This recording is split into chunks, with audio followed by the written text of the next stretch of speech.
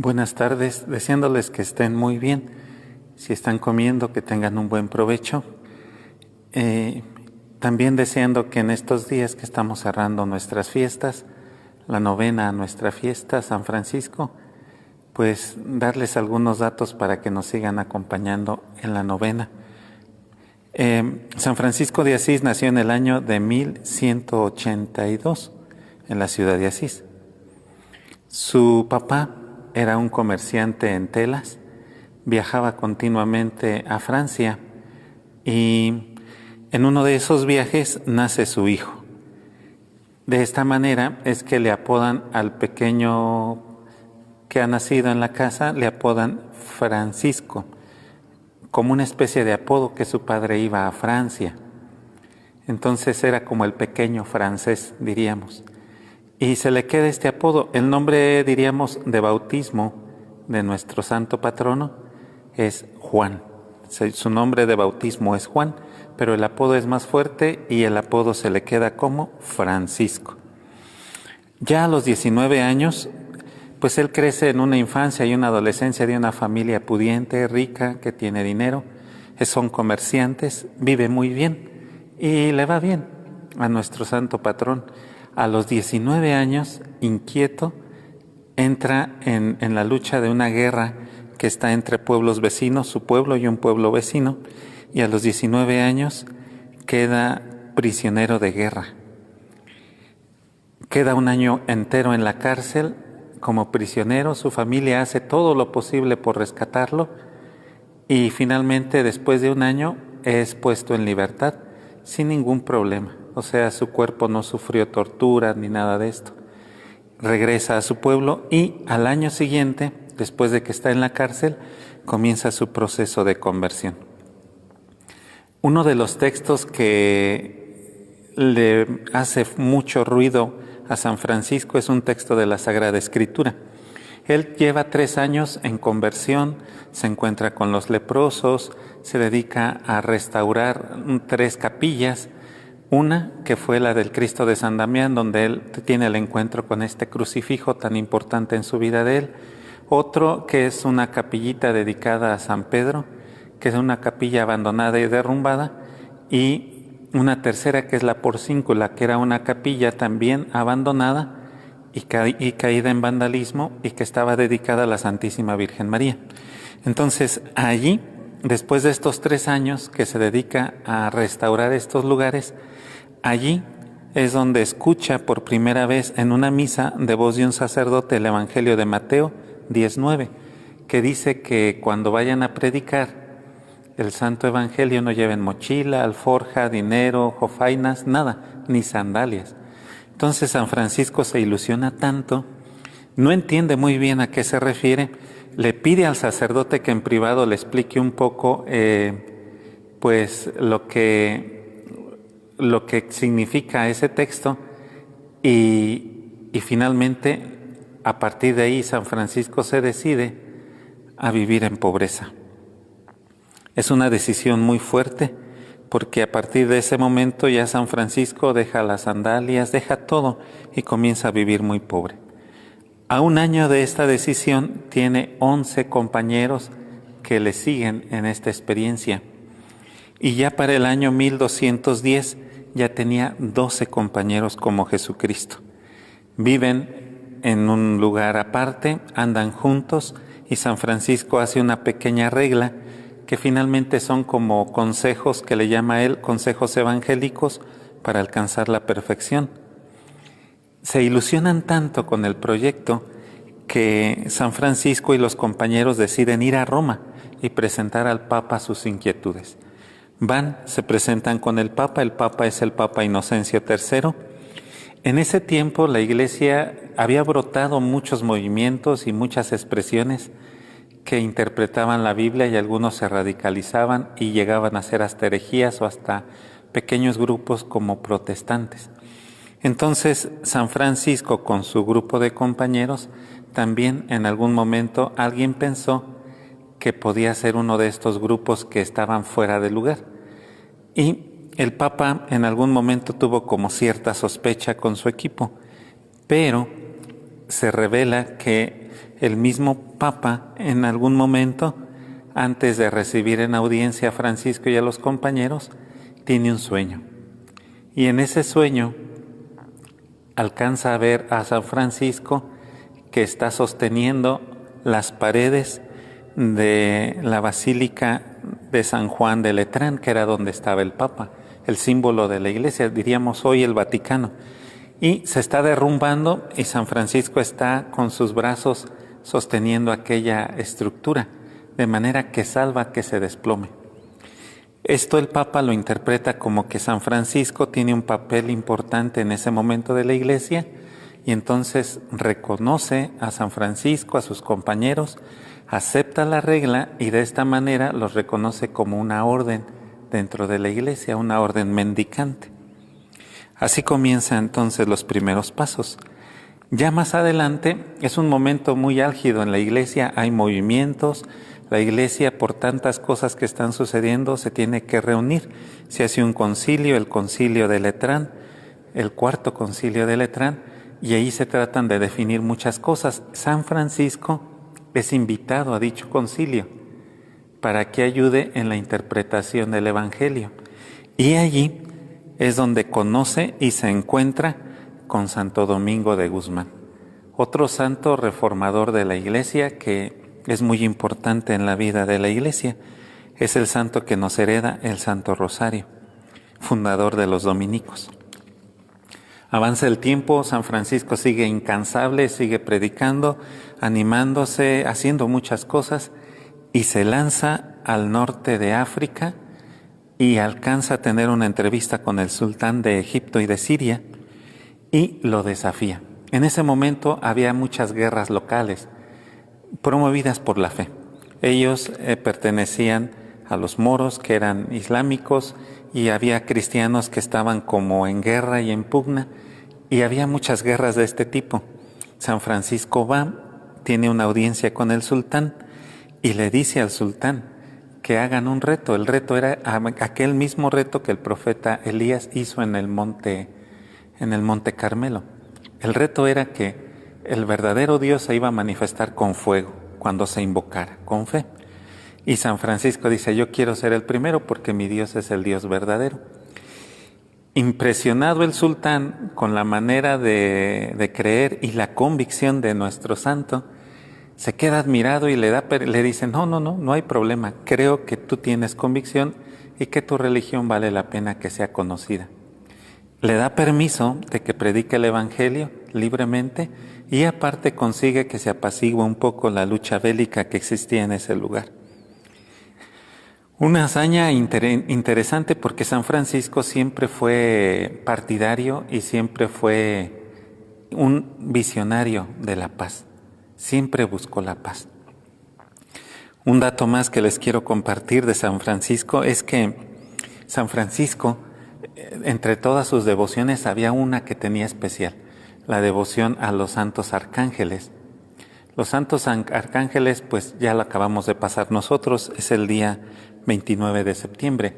San Francisco tenía especial devoción a San Miguel Arcángel, porque es el que defiende a la iglesia, etcétera, del ataque del enemigo. San Francisco se preparaba para esta fiesta con 40 días de ayuno y de oración profundos. Entonces dicen que después de los 40 días, en el año de 1224, un hermano fraile estaba con él en el monte Albernia y allí, en la parte más alta del monte, en ese año de 1224, justamente cuando él estaba terminando su cuaresma, sus 40 días de preparación, que era el día 29 de septiembre, allí viene un ángel con 6 alas, un ser seráfico con 6 alas, y le impregna en el cuerpo a San Francisco de Asís las heridas, las llagas de la pasión de nuestro Señor Jesucristo. Estas heridas y estas llagas lo acompañarán hasta que Él fallece, ¿no?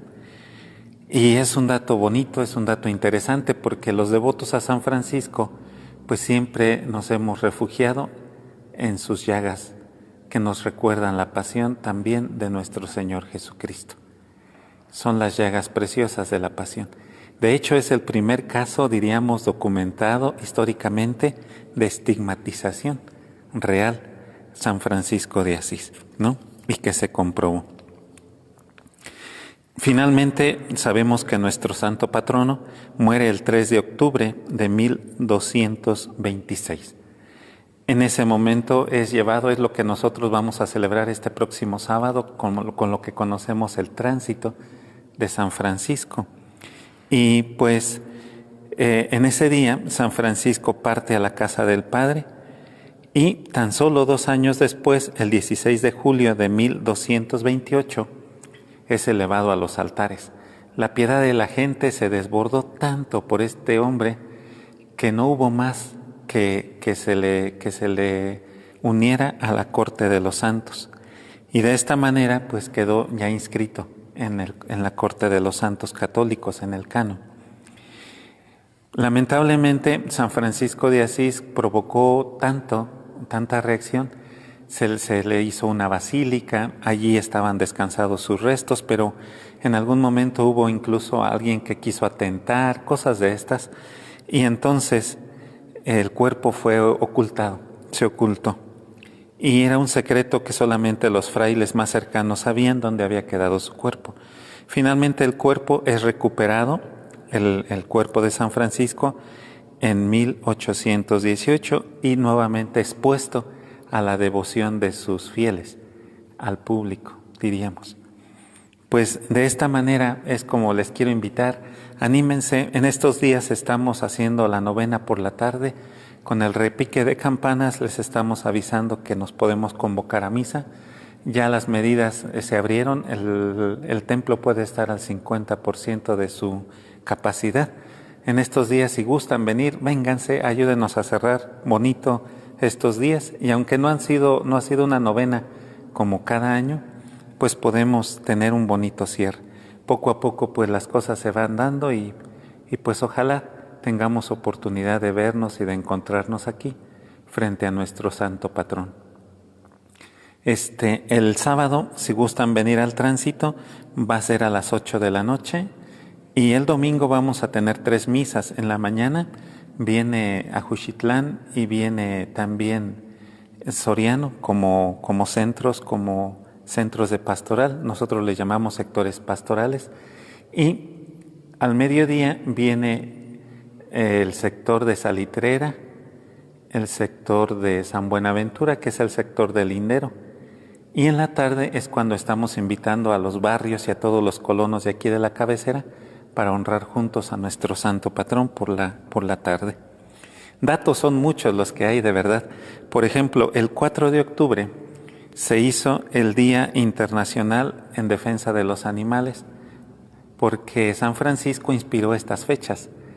Hay otras fechas que también San Francisco inspiró, por ejemplo, la lucha a favor de la paz, de la no violencia, la fraternidad. Son tantos mensajes que guarda nuestro santo patrono, que la verdad es un regalo que la providencia lo tenga aquí como nuestro santo patrono, aquí en Colón. Es un gran santo que el día de hoy tiene un mensaje muy bonito de cuidar la naturaleza, de estar fraternos entre nosotros en medio de un mundo que está tan dividido y tan violento. Nos invita a la paz, que cuidemos la creación y muchas cosas más, que cuidemos a la gente más pobre y sencilla, que hagamos oración, una oración sencilla, etc. Quiero invitarlos por último a descubrir un poco la iconografía. La iconografía es cómo se representa generalmente a los santos, para que nosotros detectemos en una imagen pues sus virtudes y alcancemos a imitar sus valores. Voy a tratar de hacer un acercamiento para explicarles un poco la iconografía que les estoy diciendo. En la parte del fondo ustedes alcanzan a ver a San Francisco. Es una imagen muy antigua la que está hasta el fondo, que de más de 300 años o 300 años. Esta que tenemos aquí es nuestro San Francisco peregrino, y pues es una imagen mucho más reciente, de un material diferente y un trabajo diferente. Pero ambos, si se fijan, tienen un crucifijo, Y es porque San Francisco siempre estuvo meditando la pasión del Señor, pero aparte recibió los estigmas de la pasión del Señor. Por eso siempre se le va a representar con un crucifijo cercano en sus brazos, ¿no? Aquí no se alcanza a detectar muy bien, pero en sus manitas y en su costado, en esta imagen de San Francisco peregrino, están los estigmas de la pasión de nuestro Señor Jesucristo, que San Francisco llevó los últimos días de su vida aquí en la tierra. Ordinariamente siempre se le pone un libro cercano. El libro representa por un lado la verdad del Evangelio, que para San Francisco siempre fue la regla principal y original, y también por la regla que él hizo para sus hermanos, para sus conventos. Tiene también a la cintura un cordoncito que está con 3 nudos, si se fijan, el primero al punto de la cintura, el segundo casi a la rodilla y el tercero un poquito más abajo. Esos 3 nudos hablan de los votos o consejos evangélicos que él alcanza a descubrir en la vocación que Dios le llama, que es pobreza, castidad, el segundo, y la obediencia siempre al Papa y al Evangelio. Finalmente, otro signo, pero este ya es más reciente, es el signo del Santo Rosario que siempre va a la cintura. Y es que San Francisco era un santo, un gran santo y un gran devoto de la Santísima Virgen María. Por eso tiene siempre esos signos que están ahí. Desde aquí no se alcanzan a ver sus piecitos, pero sus pies ordinariamente o están descalzos o están con una sandalia muy simple, que nos habla de la humildad y de la pobreza con la que quiso vivir nuestro santo patrón en esta tierra, nunca apegado a los bienes de aquí abajo, sino a los bienes del cielo. Un rostro tan hermoso el de nuestro santo patrón, que la verdad que cautiva y motiva a vivir. Ustedes lo saben, en alguna ocasión se los he platicado. San Francisco de Asís, en una contemplación, tuvo la gracia de ver cómo fue el nacimiento del niño Jesús. En un arrebato fue arrebatado a ese momento a través del Espíritu Santo, y en esa Navidad es lo que le transmite a sus hermanos y coloca por primera vez el primer nacimiento con el que se honra la natividad de nuestro Señor Jesucristo.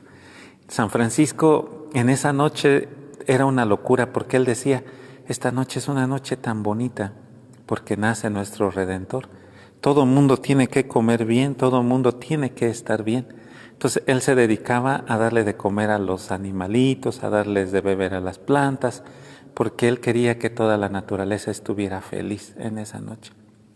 Detalles como estos y muchos más tiene la vida de nuestro santo patrón. Un gran santo que nos enseña la humildad, la sencillez, la oración, la fraternidad, pero sobre todo vivir el Evangelio.